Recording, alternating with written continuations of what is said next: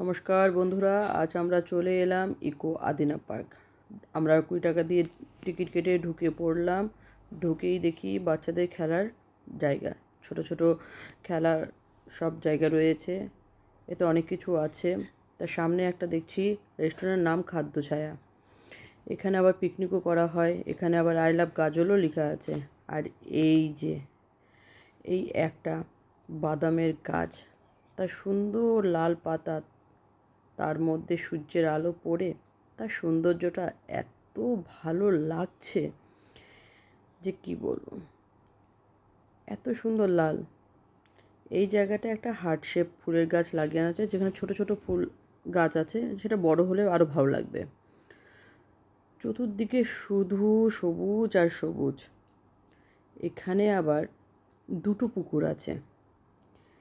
এই পুকুরটাতে মাছ থাকে, আবার দেখাও যায়। আর অন্য একটা পুকুর আছে, সেখানটায় বোটিং করা যায়। খুবই সুন্দর।